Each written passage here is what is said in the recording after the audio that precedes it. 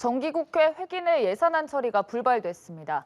여야는 12월 임시국회 첫날이자 주말인 오늘도 만나서 막판 협상에 나설 예정인데요. 홍종기 전 국민의힘 선대본 미디어 법률단장, 이경 민주당 부대변인과 함께 여러 가지 관련 정치권 이슈들 짚어보겠습니다. 어서 오시죠. 네, 안녕하세요. 네, 우선 예산 얘기 좀 해보겠습니다. 결국 어제까지 합의를 이뤄내지 못했고 오늘 오전에 한 40분간 회동을 했지만 결론 내지 못한 상태로 오후 5시에 다시금 여야 원내대표가 만나서 협상을 이어갈 예정인데 오후엔 좀 합의 이뤄낼 수 있을까요? 어떻게 전망하세요? 제 생각으로는 오후에도 합의는 쉽지는 않을 것 같습니다. 네, 어제부터 계속 합의를 하려고 노력을 했지만 불발이 되었고요. 오늘도 11시에 교섭단체 원내대표들끼리 만나서 회동을 했는데 불과 40분 만에 회동이 끝났습니다. 그 이유는 당마다 이견이 매우 컸기 때문이죠.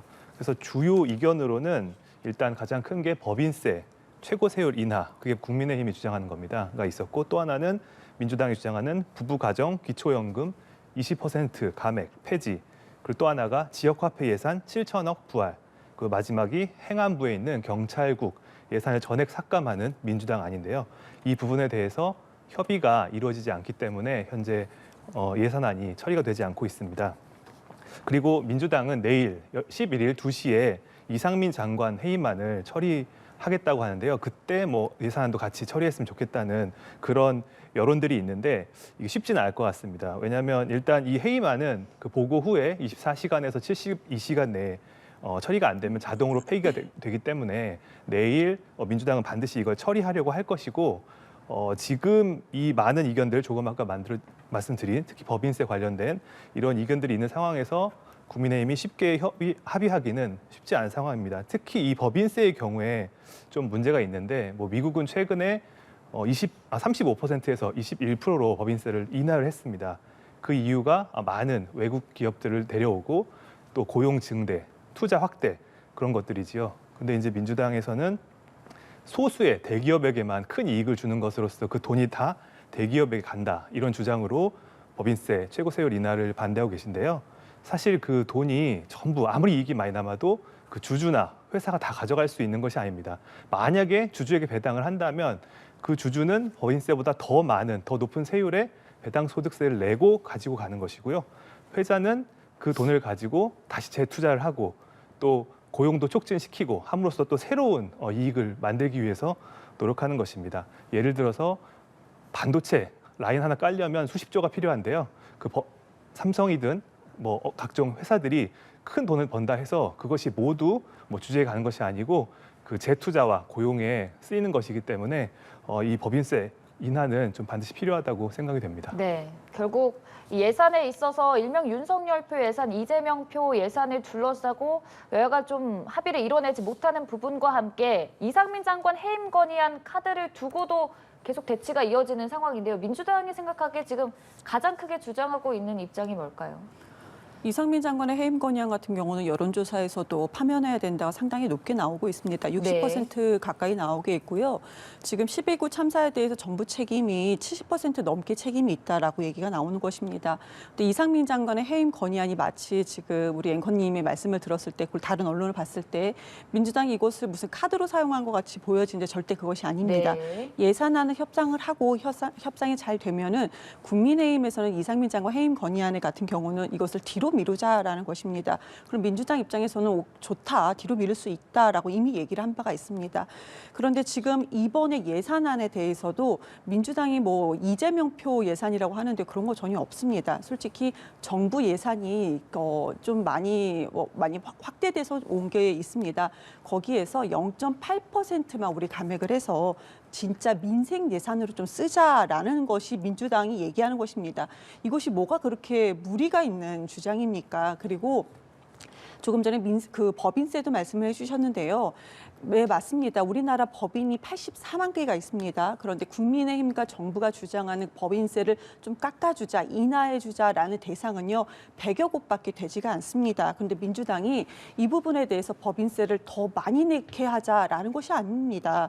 지금 정부가 곳간이 많이 비었다, 경제가 어렵다라고 하지 않습니까? 그러면 굳이 왜 이 시점에서 곳간이 비었다고 주장하면서 더 비어지게 그 그 법인세를 그냥 그대로 적용하면 될 것을 지금 왜 더 인하를 굳이 지금 하느냐라는 것입니다. 굳이 그렇게 할 필요가 있겠습니까? 그런데 지금 글쎄요, 왜 그렇게 하느냐 참 되게 좀 난감하다, 어이가 없다, 안타깝다 이런 생각이 드는 건데요. 거기에서 또 우리 금융투자소득세라든지 증권거래세 같은 것도 이제 여기 좀 추가적으로 들어갑니다. 그러니까 쉽게 말씀드리면은 금융투자소비세는요, 주식 거래를 했을 때 5천만 원 이상 수익이 발생할 경우에만 세금을 내는 것입니다. 근데 그건 당연한 것입니다. 그런데 국민의힘에서는 5천만 원 이상 수익이 발생하는 것은 정말로 일부 우리가 그 개미 투자자들 입장에서는 그렇게 발생하기 어렵다라는 것입니다. 지금 수치상으로는 개미 투자자 같은 경우 뭐 0.2%인가요? 제가 좀 그렇게 가능하다, 그러니까 좀 혜택을 본다라는 점인데요. 근데 그것을 적용을 하자고 2년 전에 2023년도 1월 달부터 금투세라고 우리 언론에서 많이 보지 않았습니까? 그것을 적용하자라고 했는데 그것을 지금 무시하고 있다라는 거. 그리고 제가 조금 전에 증권거래세 말씀드렸었죠. 증권거래세는요, 우리 일반 개미 투자자들도 손해를 봐서 팔아도 이상하게 지금 세금을 냅니다. 우리나라는 그런 제도 안에 있는데 그러면 그 세금을 내는 것이 0.23%인데 그 전에 2년 전에 0.15%로 내리자라고 합의한 바가 있거든요. 근데 그것도 지금 지키지 않는다는 겁니다. 그러니까 이것이 지금 우선 가장 쟁점은 굳이 이 시점에서 법인세를 내릴 필요가 있느냐라는 것인데요. 이것만 된다면은 나머지 예산 있잖아요. 예를 들자면 뭐 정부 대통령실 이전에 대한 비용, 민주당이 처음에 그거 전부 다 감액해야 된다 얘기 말씀하지 않았습니까? 근데 지금은 정말 최소 감액만 하겠다. 그리고 감사원 예산에 대해서는 우리가 절대 삭감하지 않겠다. 그렇게 정부 안에 대해서 최대한 맞춰드리고 정말 초부자 감세. 그 부분에 대해서는 지금 이 시점에서 감세하지 말아달라라는 요구인데요. 내일 민주당에서는 내일 뭐 오전 9시에 의총을 열어서 다시 한번 의견을 조율한 다음에 본 예산, 그러니까 본회의에 이것을 한번 상정한다고 하기 때문에요. 내일 오전까지 한번 지켜보면은 이 사안에 대해서는 민주당은 지금 최대한 협상을 하고 있기 때문에 더 물러설 곳은 없다. 민생 예산은 어떻게든 지켜야 된다. 그런 입장입니다. 네, 사실 국회 선진화법 도입 이후 처음으로 회기 내 예산안 처리를 하지 못했던 부분이기 때문에 좀 하루빨리 여야가 합의를 이뤄내서 민생을 좀 돌볼 수 있었으면 좋겠는데요. 오후 5시에 다시 한번 좀 회동을 한다고 하니까요. 이 부분 추가적으로 나중에 얘기 들어오는 대로 얘기를 나눠보도록 하고 조금 다른 소식도 다뤄보도록 하겠습니다. 어제 검찰이 이재명 대표 최측근 정진상 실장 기소했습니다. 다시 한번 일단 어떤 혐의로 기소를 했는지 전반적으로 좀 짚어볼까요? 네, 정진상 실장에 대한 기소는 뭐 주로 뇌물, 네. 그리고 부패방지법 위반, 뭐 그런 것들이고요. 그 기소 혐의도 혐의지만은 일단 정진상 실장을 기소함으로써 이재명 대표에게 어떤 효과가 발생하는가, 어떤 의미가 있는가, 그게 중요할 텐데요. 일단 정진상 실장은 그 이재명 대표가 스스로 공언한 최측근입니다. 그리고 만약에 이재명 대표가 존재하지 않았다면 정 실장에게 뇌물을 줄 사람은 우리나라에 아무도 없을 것입니다.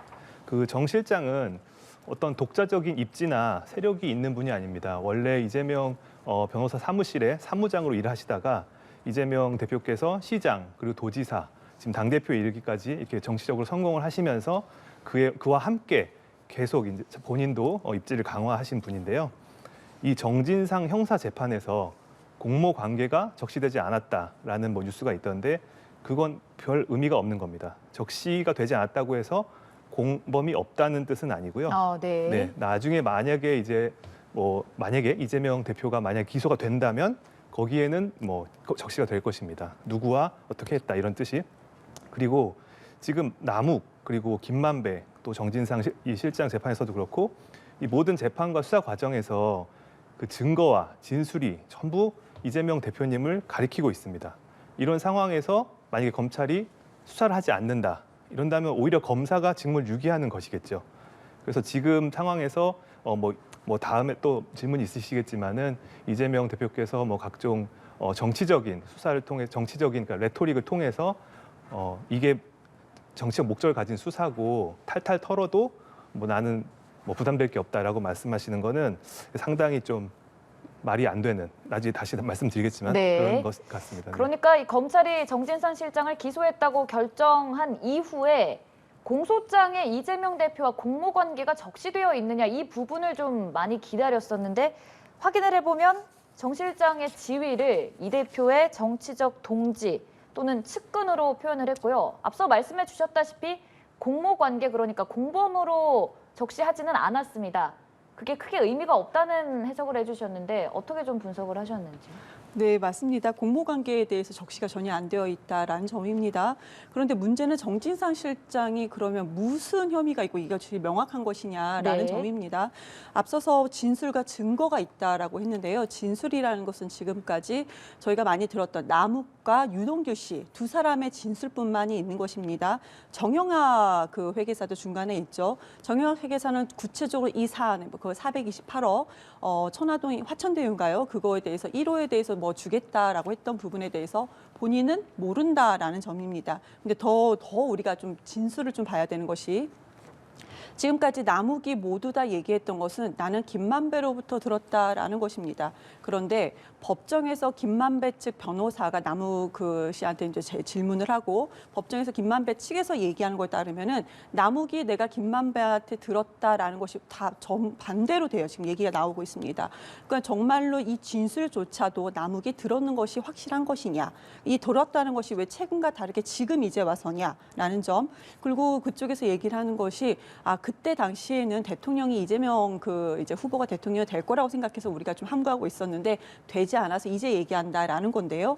만약에 그렇게 된다면은 지금 우리 대선이 끝난 지 3월 달에 끝났습니다. 그럼 그때 그 시점에 얘기를 한다면 어느 정도 합당하다라고 볼 수 있는데 왜 최근에 와서 한두 달 전에 입장을 바꿨는가라는 점. 그런데 남욱과 유동규 씨가 한두 달 전에 입장을 바꾸기 전에 뭐가 있었느냐. 박영수 이제 특검 쪽 그쪽에서 이제 그 박영수 키즈라고 하는 검사 라인이 전부 다 바뀌었습니다. 그리고 나서 한두 달 전에 입장이 바뀌었다라는 점 이상합니다. 그러니까 진술도 여기가 이게 명확하지 않다는 걸 제가 말씀드렸던 것이고요. 그 증거가 있다라고 하셨는데요. 지금까지 증거 물증으로 나온 것은 단 한 개도 없습니다. 우리 기억하실 것입니다. 그 가방과 돈을 준 것으로 추정됐다는 가방과 종이 박스가 있었습니다. 근데 그것도 지금 어떻게 돈을 주고 나서 그걸 다시 어떻게 가져갔느냐 했더니 이제 와서는 그것으로 추정이 된 비슷한 용도일 것이다라는 것이 지금까지 밝혀진 것입니다. 한마디로 물증이 전혀 없다라는 점입니다. 뭐 하나만 더 말씀드린다면은 부동산 그때 당시에 그러니까 이재명 지사가 천화동이 1호 배당금 428억 원을 이재명 지사 거다라는 거 그때 당시 이제 이재명 그 성남시장 거다라는 거 아니겠습니까? 그런데요 그때 당시에 4,400억 원을 먼저 우리가 그 개발 이익을 성남시에서 가져갔습니다. 그리고 부동산 시장 경제가 좋아지면서 1,100억 원을 더 빼앗아갔을 때 그때 당시 김만배 씨가 이 공산당 같은 XX 이런 얘기가 했을 정도예요. 그럼 만약에 천화동이 1호 배당금이 이재명 것이라면 이것이 지금 그 추가 환수했다고 해서 소송까지 벌어지면서 성남시가 추가로 지금 뺏은 거거든요. 성남시의 이득으로 뺏은 것입니다. 그럼 예를 들자면 이게 본인이 것이다. 본인 재산이 개인 재산이다라고 한다면 굳이 소송까지 해가면서 추가적으로 환수할 필요가 있겠습니까? 이거 자체가 앞뒤가 맞지 않는다. 그러니까 지금은 진술도 어긋나고 증거는 지금까지 나온 것이 전혀 없다라는 점입니다. 네, 여러 부분에 있어서 좀 비약들을 짚어주셨는데 그러니까 남욱 변호사가 결국 주장하는 바는 결국 김만배 씨에게 들었다라는 거고 김만배 씨가 이 사실을 좀 부인하는 상황이다라는 점 짚어주셨습니다. 사실 돈을 건넸다는 과정에서 여러 인물들이 거론되지만 최종적으로 지금 혐의점의 마지막에 있는 정진상 실장과 김용 부원장이 이재명 대표에게 과연 돈을 건넸느냐 이 부분을 검찰이 수사를 하고 있을 텐데 정 실장이 진술 거부권 계속 행사하고 있거든요. 결국 재판에서 어떤 입장 표명할까요? 네, 우선 조금 전에 네. 이경 부대변인님께서 말씀하신 부분을 한두 가지만 말씀 네. 먼저 드리겠습니다. 먼저 그 김만배와 앵커님도 말씀하셨지만 남욱 씨는 서로 이제 공범 관계에 있기 때문에 서로의 이익이 상충합니다. 그러니까 서로 간에 약간 책임 미루기식으로 할 수도 있고, 그러니까 둘이 진술이 딱 맞는 게 오히려 이상한 겁니다. 네. 그리고 그 왜 지금 와서야 얘기하냐? 3월에 대통령 바뀌었을 때 얘기 안 하지. 그거는 남욱 씨가 최근에 구속에서 풀려 나왔습니다. 그렇기 때문에 지금 얘기하는 거고 그 전에는 그 안에서 아무 얘기 들을 사람이 없었던 거고 재판이 지금 진행되고 있기 때문에 그런 거고요. 또 물증이 없다는 것은 말이 안 되는 게 법원에서 영장이 나왔다는 건 다 소명이 됐다는 의미입니다. 그 소명이 돼야 영장이 나오기 때문에. 그리고 이 검찰의 수사 기록에 다 증거가 있는데 이 수사 기록은 기소가 돼서 법원에 가야만 외부에 상대방이 보면서 외부에 공개가 됩니다. 그러니까 지금 우리는 그 수사 기록 안에 어떤 증거가 있는지 아무것도 모르는 겁니다. 그냥 그 당사자들이 나와서 기자님들한테 말하는 거, 그거 듣고 아 그거가 진술이니까 그거만 있나 보다 이렇게 생각하는 건데 그게 아니라 모든 건 수사 기록 안에 있고 그건 기소 후에야 우리가 볼 수 있는 거기 때문에 그런 것입니다. 그리고 정진상 씨와 또 김용 지금 구속돼 있는 분들이 계속 진술 거부를 하고 있다고 하시는데요. 결국 더 물증이 나오고 또 다른 사람들 진술이 나오고 실체적 관계가 밝혀지다 보면 본인들도 입을 이렇게 열지 않을 수가 없습니다. 기존의 역사가 다 증명하는 것입니다. 아무리 처음에 묵비권을 행사하고 나 아니다 부인했던 분들도 결국 나중에서는 다 사실을 말씀하시게 되어 있고요. 지금 뭐 남욱 씨나 김만배 씨 이런 분들도 처음에는 다 다른 소리 하셨지 않습니까? 특히 남욱 씨는 뭐더라? 그 이재명 대표에게 뭐 CR도 막 먹히지 않는 분이다라고 한 게 지금 와서 말씀하셨죠. 김만배 씨가 그렇게 부탁을 해서 말한 거다. 이렇게 다 지금 결국은 다 사실을 말하게 되기 때문에 정진상 씨도 그렇게 될 수밖에 없을 거라고 생각합니다. 네, 결국에는 정진상 실장, 김용 부원장도 시인하게 될 것이란 말씀해 주셨는데 그럼 이재명 대표에게까지 수사 칼날 갈 거라고 전망하시는 건가요? 뭐 그거는 뭐 제 개인적 의견으로는 뭐 당연하다고 봅니다. 왜냐하면 네. 그거 안 하면 오히려 아까 말씀드렸듯이 검사 직무유기가 되는 거죠. 왜냐하면 모든 사람들이 지금까지 기소되고 구속된 사람들이 그 한쪽을 계속 증거가 지목을 하고 있기 때문에 그분이 뭐 사실 어떤 상황인지 당연히 수사해봐야 될 거고 그다음에 뭐 죄가 있다면 기소를 하는 거고 해보니까 정말 결백하시다 하면은 불기소를 할 겁니다. 사실 이재명 대표는 정 실장 기소 결정 발표 이후에 예견됐던 일이다. 단 한 푼도 나는 받지 않았다. 이렇게 좀 결백을 강력하게 주장했거든요. 민주당 내에서 지금 이재명 대표를 지지하지 않는 의원들조차도요. 네. 대장동권에 대해서는요. 우리가 이거 캠프 때 그러니까 대선 캠프 때부터 이것이 터져나왔던 겁니다. 그리고 이제 선대위 체제로 또 되고 했을 때부터 이재명 지사에 대해서 정말 입에 담기도 어려운 그런 말을 하시는 분들조차도 대장동권에서 이재명이 돈 받았다라는 얘기는 단 한 번도 하지 않으십니다. 왜 그러냐? 선거 기간 때 이미 많은 부분에 저희가 팩트 체크를 당내에서도 했기 때문입니다. 그리고 아까 그 남욱 인터뷰에서 12년간 트라이 했다. 근데 뭐 CR도 안 먹혔다라는 부분 인터뷰하지 않았습니까? 근데 그때 남욱 씨가 했던 얘기가 아랫사람이 했을 것이다. 이재명은 안 했겠죠. 아랫사람이 했을 것이다. 라고 했는데요. 그럼 아랫사람이 누구냐? 특정하지 못했습니다. 누군지 얘기를 해야 될 거 아니겠습니까? 특정하지 못했다라는 거. 그 두 번째, 지금 재판이 1년 과정이 넘게 진행이 되고 있습니다. 네. 그럼 최소한 언제 어디서 어떤 형태로 돈을 전달했다라는 것이 대충은 나와야 됩니다. 전혀 나와지지 않았다는 점, 이 점이 있고요. 그리고 제가 마지막으로 이 말씀 드리고 싶습니다. 법정에서 최근 법정에서 김만배 씨가 녹음해둔 남욱의 발언을 녹음해둔 것이 있습니다. 그걸 그대로 읽어드리면 만배 형, 이거 김만배 씨가 녹음한 것입니다. 최근 법정에서 나온 거고요. 만배 형, 유동규가 돈 달래. 이재명이 알면 절대로 안 된다고. 아무도 모르게 비밀리에 달래. 이재명은 절대 모르게 해달래. 이것이 최근 법정에서 나온 것입니다. 김만배 씨가 녹음한 것이에요. 근데 이런 상황에서 검사도 특정해서 이재명한테 연결한 것을 이재명 대표를 향해서 연결하지 못하고 있습니다. 그럼에도 불구하고 윤석열 전 검찰총장이 지금 대통령이 되기 때문에 이렇게 1년 넘게 재판이 되고 있고 마치 이재명이 돈을 받은 것처럼 이런 식으로 흘러갈 수 있구나라는 점에 대해서 정말로 이것이 우리가 그전에 군사 독재인 것처럼 정말 검사 독재 시대로까지 되는 건 아닌가라는 그런 걱정이 앞섭니다. 네. 그러니까 이재명 대표는 모르고 그 대장동 일당끼리 일을 벌인 것이다. 이런 말씀이신 것 같은데요. 네. 근데 그게 말이 또 안 되는 게 일단 이재명 대표가 이 모든 것은 내가 설계했다라고 본인 입으로 말씀하셨어요. 인터뷰에서. 그리고 지금 남욱 씨도 우리 민간 사업자들은 끌려다녔다. 이재명 시장에게. 이재명 시장이 하는 대로 했고 특히 그 지금 아까 말씀하실 때 4,400억을 뭐 환수했다. 공공이익으로 하시는데 사실 그중에 1,800억만 돈으로 받은 거고 나머지는 기부 체납. 그러니까 거기 터널 뚫고 뭐 공원화 사업하는데 기부 체납을 받은 것입니다. 근데 기부 체납은 아무런 일을 안 해도 원래 다 하는 것입니다. 어떤 공공 사업을 할 때 다 하는 거고 그거는 이재명 시장이 특별히 노력해서 받은 거라고 볼 수는 없는데 그런 것까지도 이게 이재명 시장의 공약이었기 때문에 이재명 시장이 하라는 대로 어디 터널 뚫고 이런 거 했다라고 남욱 씨가 최근에 얘기한 게 오늘 아까 기사에도 나왔고요. 그리고 돈을 전달한 일시나 뭐 이런 게 특정이 하나도 안 된다. 오래됐는데라고 말씀하셨는데 그건 너무 당연한 게 이게 저수지라고 하지 않습니까? 누구도 이재명 시장에게 현금을 보따리 싸서 줬다고 한 사람은 없습니다. 그냥 저수지에 갖다 놓고 그 이익을 그게 내 거야 이렇게 됐으니까 문제가 되는 거지. 예전에 뭐 수십 년 전처럼 돈을 싸가지고 들고 가서 뭐 차 트렁크에서 꺼내서 주고 이런 적은 없기 때문에 그 특정할 수 없는 건 사실 당연한 겁니다.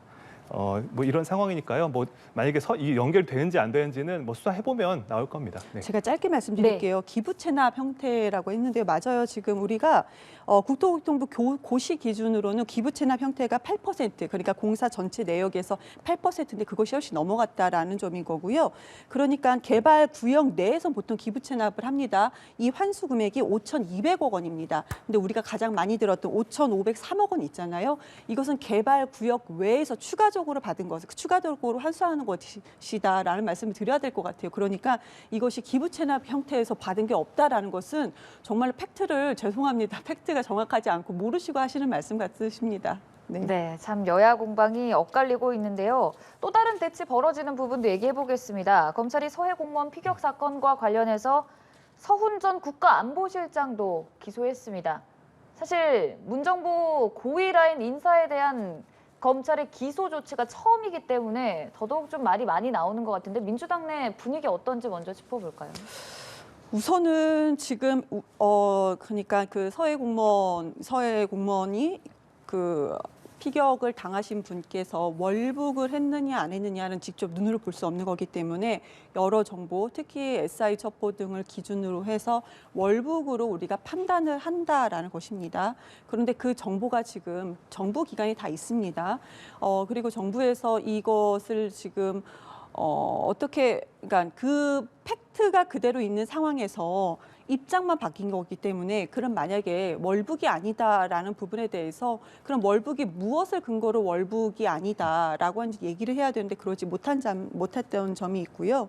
그리고 지금 이것을 사건을 뭐 은폐하려고 했었다라고 또 주장이 있는데 만약에 그걸 은폐를 시도했다면 그때 당시에 그 일이 벌어졌을 때 그걸 확인할 당시에 7, 8명, 그러니까 보좌진들, 장관들까지 다 모여서 그렇게 공개해서 회의를 할 필요가 없었다라는 점입니다. 그리고 관련 자료를 삭제했다라는 것이 2020년 9월 23일입니다. 새벽 1시에 관련 자료를 삭제했다라고 지금 주장을 하시는데요. 그럼 그 다음 날에 관련 자료를 삭제했는데 어떻게 그 다음 날에 보고서가 나오느냐라는 점이 이것이 팩트입니다. 어떻게 나오는 것인가라는 것이고요. 그리고 지금 그 분께서 구명조끼를 입고 올라갔다는 거 아니겠습니까? 부유물을 타고 구명조끼를 입고 올라갔다. 그때 당시에는 북한군이 오히려 발견을 해서 그분께서 목숨은 그래도 지금 계시는구나, 그러니까 살아 계시는구나 그것을 확인했던 점입니다. 그런 점들을 봤을 때 좀 이상하지 않는가라는 거. 그리고 자료 말씀 한 번만 더 말씀드릴게요. 지금 현재 국방부 장관이요. 지금 그 관련 자료 열람은 가능하다, 아직도 있고 가능하다라고 얘기를 이미 한 바가 있습니다. 그런데 지금 이런 사안을 두고 구속까지 한다는 것이 무엇 때문에 이렇게 되는 것인가라는 점이 의문점이 너무나도 많기 때문에 이상하다라는 생각과 함께 지켜보고 있습니다. 네, 검찰의 기소 앞으로 또 어떻게 될까요? 네, 우선 그 이재명 대표도 그렇고 문재인 대통령에 대한 수사가 계속되면 특히 내후년 총선을 앞두고 내년에 수사 그리고 기소 재판이 연속적으로 이루어질 거거든요. 네. 그러다 보면은 24년 총선을 대비하지 않을 수 없는 정치인들 입장에서는 분명히 이 당에 대해서 다시 한번 생각해보는 뭔가 이렇게 분당을 하든 아니면 어떤 조치를 취하든 그런 계기가 될 거라고 보고요. 또 지금 그 월북권에 대해서 좀 구체적으로 말씀해 주셨는데요. 그거를 좀 얘기하면 팩트는 그대로인데 어떤 그거에 대한 판단을 바꿨다라고 말씀하셨는데 그 팩트를 바꿨다고 했다는 게 지금 이 사건입니다. 그래서 그 팩트를 바꿨다고 했기 때문에 직권남용으로 지금 기소가 된 거고요. 그걸 바꾸라고 한 게 기소가 된 겁니다. 판단을 바꾼 얘기가 아닙니다. 또 당연히 그 팩트는 똑같은 보고서와 그게 그대로 있는 거고요. 그리고 삭제 지시한 이후에 다음날 보고서가 어떻게 나오냐고 하시는데 이것 때문에 사실 구속된 거 아닙니까? 사실상 그분이 어디에도 없는 존재하지 않는 정부도 가지고 있지 않고 또 정부 가지고 있지 않으면 외부 유출될 수 없는 뭔가 보고서를 가져와서 이렇게 했다라고 주장을 하시니까 그 법원에서도 그럼 이 보고서가 어디서 났냐라고 물었다는 거 아닙니까? 이거 뭐 위조한 겁니까? 아니면 그냥 갖고 나온 겁니까? 문제가 있네요. 이렇게 됐다는 건데 그 보고서를 근거로 이게 아무 문제 없다라고 하는 건 말이 안 되는 거고요. 또 구속을 왜 구속까지 하느냐라는 것은 사실 뭐 검찰에만 또는 대통령이나 정부에만 물을 게 아니라 결과적으로 최종 판단은 법원이 한 겁니다. 법원이 구속영장을 내준 겁니다. 그 네. 부분을 말씀드리고 싶습니다. 이 얘기가 처음 나올 때부터 이 수사망이 어디까지 갈 것이냐라는 전망을 두고 좀 설왕설래가 오고 갔었는데 이번에 기소 결정을 보면 서훈 전 안보실장 그리고 김홍희 해양경찰청장 기소됐고요. 서욱 전 국방장관은 추가 수사가 필요하다 이런 입장을 검찰이 내비쳤습니다. 이 부분은 좀 어떻게 봐야 될까요?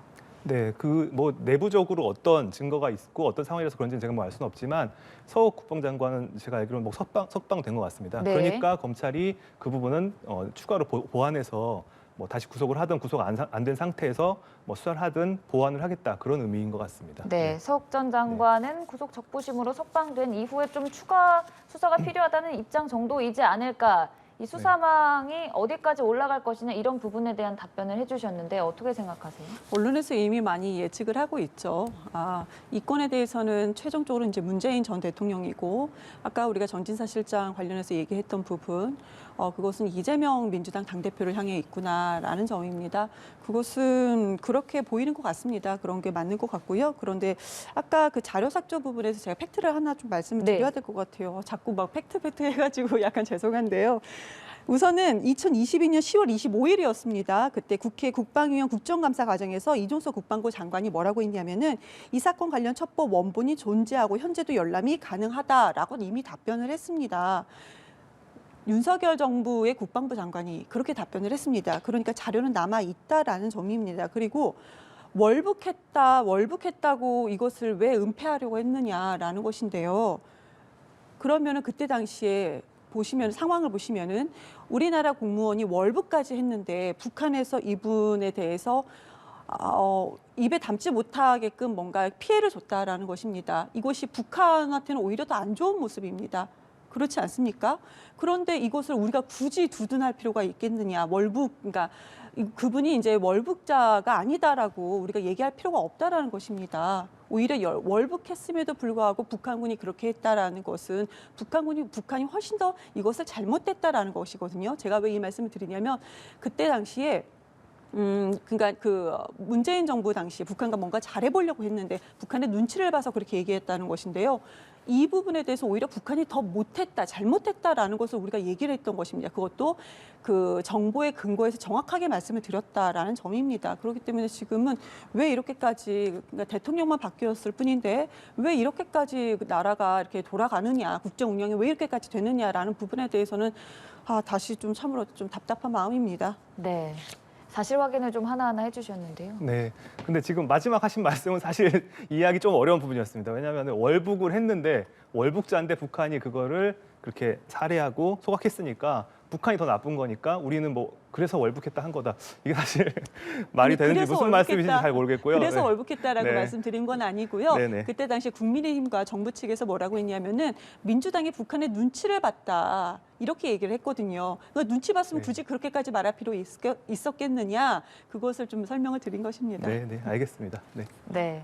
참 이 부분을 두고도 계속해서 여야 공방 이어지는데요. 일단 뭐 마지막으로 화물연대 파업과 관련해서도 좀 간단하게 짚고 가겠습니다. 어찌됐든 중용을 찾기 어려운 상황으로 치닫고 있는 모습인데 한마디씩 짧게 해주신다면요. 안전운임제 지금 대상이 품목이 두 가지였었죠. 그리고 확대하겠다라는 것은 지금 현재 정부의 약속이었습니다. 윤석열 정부의 약속이다. 그러니까 전 정부의 약속을 윤석열 정부가 받아야 된다는 것이 아닙니다. 그렇지만 지키지 않았다라는 것인데요. 근데 지금 안전운임제까지 안 된다. 안 내줄 거야 라는 얘기를 하고 있습니다. 그래서는 정말 그것이야말로 정말 안 됩니다. 네. 이런 상황에서 어떻게 될까요? 앞으로? 네, 뭐 시간이 별로 없는 것 같은데 안전운임제라는 것은 국가가 국민 세금으로 특정 사업자에게 이익을 주는 것입니다. 그렇기 때문에 그 목적과 효과가 확실히 증명이 돼야 될 거고요. 지금 안전운임제를 이름은 좋지만은 3년 연장해주겠다고 했는데 파업을 했었기 때문에 이미 파업을 해서 많은 수조의 피해를 일으킨 화물연대에게 다시 그 당근책을 제시하는 것은 오히려 공정에 맞지 않고 최근 이런 대응이 오히려 지지율을 상승시킨 효과가 있었다는 말씀을 드리고 싶습니다. 네. 네. 참 어찌됐든 화물연대 파업은 종료된 상황이고 여기서 앞으로 좀 법률적으로 어떻게 나아갈지가 중요할 텐데 일단 화물연대 파업하는 입장에서는 계속해서 우리는 안전운임제 연장안 유지하고 싶다라는 거고 민주당은 단독으로 의결하지 않았습니까? 그 배경 어떻게 봐야 될까요? 안전운임제가요, 그 화물연대, 화물차로 운송하시는 분들에게만 특혜인 것이 아닙니다. 그만큼 사고가 많이 줄을 수 있다라는 거, 이거 통계 제가 지난주에 말씀드렸는데요. 컨테이너하고 금 시멘트에 대해서 어느 정도 사고가 줄었는지 이 부분에 대해서 통계를 내고 정부가 정말 적극적으로 이거에 대해서 얘기를 해야 된다라는 것입니다. 그래서 민주당의 입장에서는 이것을 정부가 약속한 만큼 그렇게 진행이 돼야 된다라는 것인데요. 근데 정부에서는 그거마저도 안 된다라고 얘기를 하고 있으니까 좀 답답할 노릇인데 민주당에서 국회에서는 국회의 할 일, 국회에서 할 일을 국회법에 따라서 절차에 따라서 우리가 할 수 있는 부분까지는 해야 된다라는 점입니다. 네, 이렇게 좀 민주당이 마지막으로 뭐 단독으로 우리가 다 처리해 버리겠다 하면은 국민의힘 입장에서는 어떻게 할 수 있을까요? 국민의힘 입장에선 결과적으로는 막을 수 없는데요. 근데 네. 지금 법사위원장이 김도읍 의원이 있기 때문에 60일 정도는 법사위에서 심사를 하면서 시간을 좀 어떻게 말하면 시간 끌기를 할 수 있는데요. 그게 60일이 넘으면 결과적으로 본회의에 상정이 되고 민주당이 다수석이기 때문에 민주당이 입법하는 대로 그대로 될 수밖에 없는 지금 없습니다. 하지만 그것은 어떻게 보면은 다수당임을 그 전제로 해가지고 입법 폭주를 하는 것이고 그렇게 특정인의 그룹에게만 이익을 주는 거를 특별한 검증 없이 국민 세금을 쓰는데 입법을 한다면은 나중에 분명히 국민들이 이거 심판하실 거라고 생각합니다. 네, 알겠습니다. 참 여러 부분에서 여야 합의를 이뤄내야 될 요소들이 많은데요. 일단 오후 5시에 당장 여야 원내대표 만나서 예산안 관련 합의를 이뤄낼 수 있길 바라면서 오늘 얘기 여기서 마무리 짓도록 하겠습니다. 이경 민주당 부대변인, 홍종기 전 국민의힘 선대본 미디어 법률단장과 함께 얘기 나눠봤습니다. 고맙습니다. 네, 감사합니다.